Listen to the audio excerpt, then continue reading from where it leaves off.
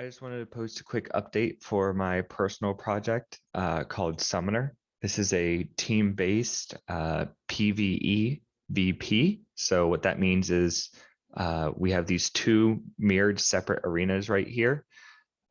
Two teams, a purple team and a blue team, will be spawned into each side.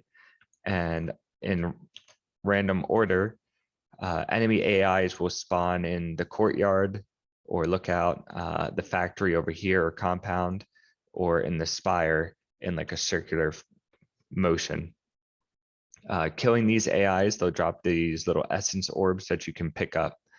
And after you can only hold up to like 15 to 20 of them. And once you have them, you want to bring it to this little center area called the conflux where you'll empty whatever essence that you have immediately. And it will spawn a powerful mini boss for the opposing team to deal with. And so while that mini boss is alive, their central area is locked down and disabled until they can deal with that. So they won't be able to score more points until they deal with the mini bosses that your team has sent over. The game also has a weapon system, a skill system, like an ability magic system. And the enemies have a breakout on different kinds that they are.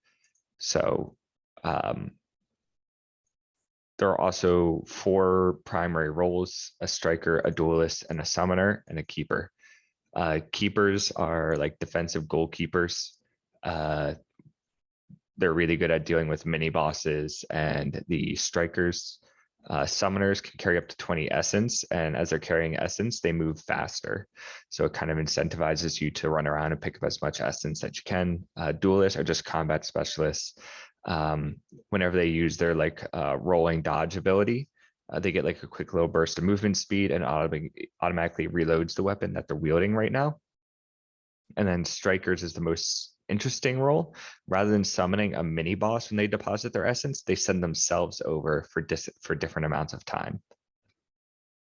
The reason why they're broken up into this way is Summoner is meant to be a game that you can play with people who aren't good at first-person shooters. So if they're really not good at PvP combat, they can just be a duelist or a summoner and just shoot the AI and the mini bosses. If you're a pretty competent PvP player, but you're not super good, then you can become a keeper. And since keepers get a damage reduction against strikers, they kind of have like a leg up. It takes more than one sniper headshot kill to kill a keeper as a striker. And then if you're like a PvP god and you're all about these big hero moments, you want your montages, definitely play a striker, because strikers can hop on the other side and snipe and shotgun and disrupt the enemy team in really impactful ways. The spell system, players can equip 2 of any spell in the game. And then once they equip the spell, a drop down will appear with something called an aspect. So aspects will augment all of those same abilities. So you have pyromancers, geomancers, ferromancers, royomancers, and biomancers.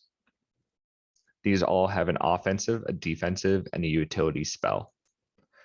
And then when you go to the augments right here, so let's say you're a pyromancer that really wants to play this like duelist, you're about slaying mobs and weaker mobs and a bunch of AoE damage. You can pick Fireball as your spell. And then the drop down for the augment will appear and you'll be like, well, I really want Chain Reaction, because Chain Reaction will, whenever you kill someone with a fire ability, then they'll explode again.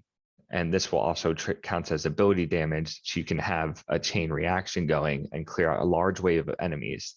But if you're a pyromancer and you want to focus on the PvP side, you want to be a striker, well, Volcanic Blast is a great, tool for strikers. It's a sticky grenade similar to Halos, but you can also stick it to surfaces. So you can kind of pin people into a location.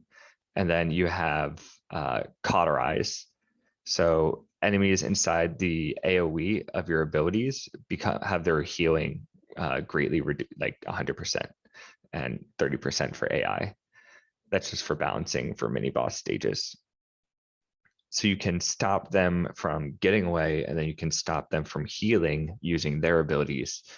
or you can be a Royalmancer. And so some of the Royalmancer's abilities are not very good at all for PvE, but for PvP, you have Nimbus Strike, which knocks all enemies away and stuns them. And then you and allies inside that AoE are immune for damage for 0.5 seconds. So you can knock them away, stun them for a second, and shotgun them down.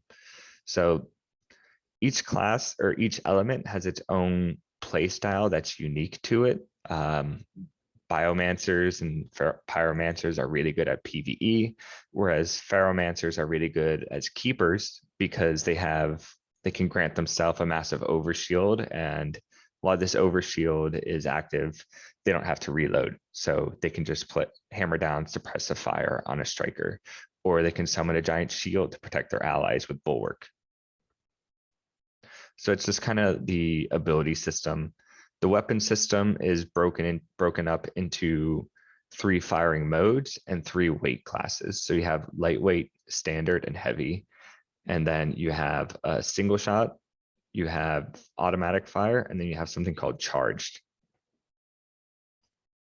So a lightweight single fire weapon would be something like a hand cannon or a pistol, whereas a lightweight semiotic weapon would be an SMG. Charged weapons are the most unique. This is where sniper rifles, shotguns, grenade launchers, rocket launchers will be in, because they have a delay as you hold the trigger down before they actually go off. This is kind of a balancing tool for strikers, so they just can't go over there and 360 no scope people. You kind of have to lead your shots for, I think, 0.72 seconds is the standard for charge ups for snipers, and shotguns are like 0.6 seconds. They also, each weapon has all these stats: damage, range, accuracy, stability, magazine size. If we pull them up in here, we should be able to. So this is just the weapon parent right here.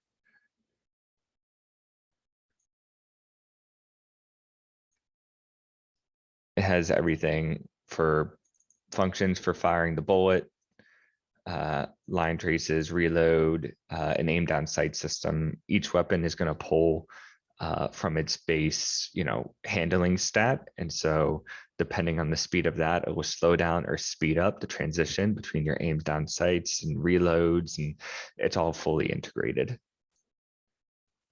Each weapon also is, this specific system is built up so that you can, just do a quick child and then make real quick edits to them. And for the enemy AIs that spawn, so there's 4 primary classes of AI, and the AI can come in each of the 5 elements. So you have these minor enemies, the base enemies, a major enemy, which are like heavy tanky dudes, and then a special enemies are built to help out the team. And that's just kind of where we're at right now with Summoner. I'll be making some more updates and changes to it over the next couple months, and hopefully getting this onto fully networked and onto the Steam store.